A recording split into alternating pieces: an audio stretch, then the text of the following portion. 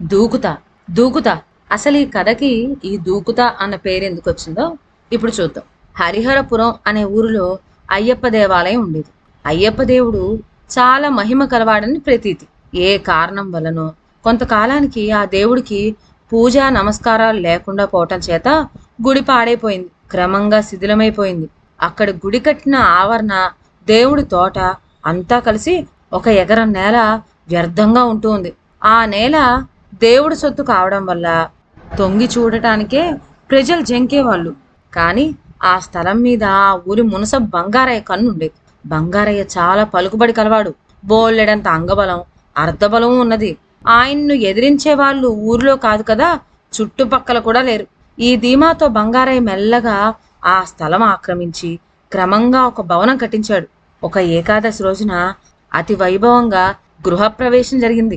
ఆ రోజున విందులు, వేడుకలు మొదలైన సందడుల వల్ల ఇంట్లో అందరూ తొందరగానే నిద్రపోయారు. కానీ బంగారయ్యకు మాత్రం కునుకు పట్టలేదు. పైగా అర్ధరాత్రి సమయాన దూకుతా దూకుతా అనే శబ్దం ఒకటి ఇంటిపై నుండి వినబడింది. బంగారయ్య హడలిపోయి వద్దు బాబు వద్దు అని అరుస్తూ మంచమించి లేచాడు. ఇదేదో గృహదేవత పలుకుతున్నదని, ఇల్లు కూలిపోతుందేమోనని అతను భయపడ్డాడు. క్షణమైనా అక్కడ నిలవక అందరూ లేపి పెట్టకైనా తెలియకుండా మళ్ళీ తన పాత ఇంటికి చేరుకున్నాడు. ఇదంతా అయ్యప్ప దేవుడు మహిమ. దేవుడు సొత్తు కాజేద్దామంటే మరేమవుతుంది? మునసబుకి తగిన శాస్తి జరిగింది అని అనుకోసాగారు లోకులు. బంగారయ్య పాపం కష్టపడి కొత్త భవనం కట్టించుకున్నాడే గాని మరెన్నడూ ఆ దిక్కుకే పోలేదు.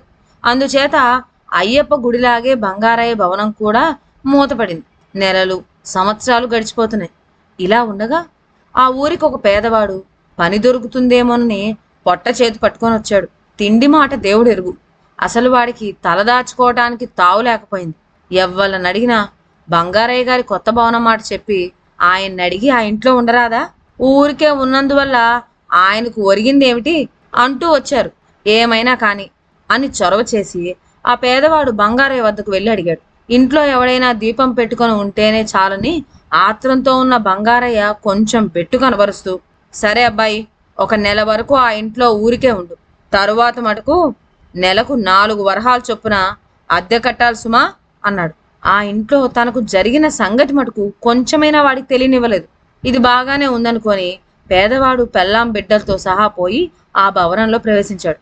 ఆ రోజు ఏకాదశి. తల దాచుకునేందుకు జాగా దొరికింది కానీ తిండి మాట. భవనంలోని ఒక గదిలో వాడు కుటుంబాన్ని పెట్టాడు. తిండి తిప్పలు లేక వాడి పిల్లలు పెట్టే గోలతో ఆ గది మారుమోగిపోయింది. ఊళ్ళోకి వెళ్ళి ఎంత ప్రయత్నించినా పని దొరకలేదు. ఇటువంటి పరిస్థితుల్లో ఆ పేదవాడికి జీవితం మీద విరక్తి కలిగింది. నేను కుటుంబం అంతా కలిసి ఒక్కసారిగా చస్తే బాధలన్నీ తీరిపోను అని అనుకునేటంత వైరాగ్యం కలిగింది వాడికి. ఇలాంటి ఆలోచనతో వాడు కుమిలిపోతూ ఉండగా అర్ధరాత్రి సమయాన ఇంటిపై నుండి దూకుతా దూకుతా అని ఒక శబ్దం వినిపించింది. ఈ శబ్దం విని వాడు ఎంత మాత్రం భయపడలేదు. ఇది గృహానికి సంబంధించిన ఏ దయ్యమో అయి ఉంటుందని, ఇల్లు కూలిపోయి కింద పడితే తాను కుటుంబము ఒక్కసారే మరణించవచ్చునని మనసులో తృప్తి చెందాడు.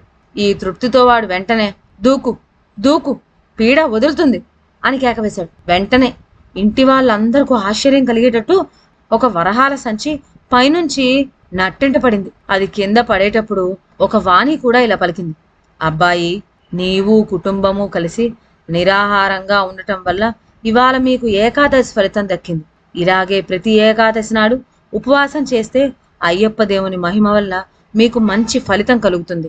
పేదవాడు కుటుంబము దేవుడికి దన్నాలు పెట్టారు. తమ అదృష్టానికి పొంగిపోయారు. సంచిలో ఉన్న 100 వరహాలు తీసుకొని సుఖంగా కాలక్షేపం చేస్తూ వచ్చారు. ప్రతి ఏకాదశి రోజున 100 వరహాలు ఉన్న సంచి పైనుంచి పడుతూ ఉండటం వల్ల అతడు ఐశ్వర్యవంతుడయ్యాడు. ఒక రోజున బంగారయ్యకు ఈ పేదవాడి సంగతి కనుక్కుందామని బుద్ధి పుట్టింది. అక్కడికి వెళ్ళాడు. తనకు భవనం ఇచ్చిన బంగారయ్యను పేదవాడు అనేక విధాలా సత్కరించి ఆతిథ్యం ఇచ్చాడు. అంతలోనే ఐశ్వర్యవంతుడైన పేదవాడి స్థితి చూచి ఆశ్చర్యం కలిగింది బంగారయ్యకు. ఇదంతా ఎలా వచ్చిందో చెప్పమని కూర్చున్నాడు. పేదవాడు మాయా మర్మం లేకుండా తాను భవనంలో ప్రవేశించిన నాటి నుంచి జరిగిందంతా వెల్లడించాడు. ఈ సంగతి తెలియగానే బంగారయ్యకు అసూయ కలగటమే కాక దుర్బుద్ధి కూడా పుట్టింది. అబ్బాయి, నీవు ప్రవేశించిన రోజు నుంచి నాకు అద్దె చెల్లించవలసిందే. అదీగాక ఈ ఐశ్వర్యం నా భవనంలో లభించింది కనుక నాకే చెందుతుంది. ఈ సంగతి ఎవరికైనా చెప్పావంటే జాగ్రత్త అంటూ వాడిని బెదిరించి నెలాఖరున భవనం ఖాళీ చేయమని ఆజ్ఞాపించాడు. చేసేదేమీ లేక దిగులు పడి పేదవాడు భవనం ఖాళీ చేసిపోయాడు. ఈసారి ధైర్యంతో బంగారయ్య మళ్ళీ వచ్చి తన కొత్త భవనంలో ప్రవేశించాడు. మళ్ళీ ఏకాదశి పర్వం వచ్చింది.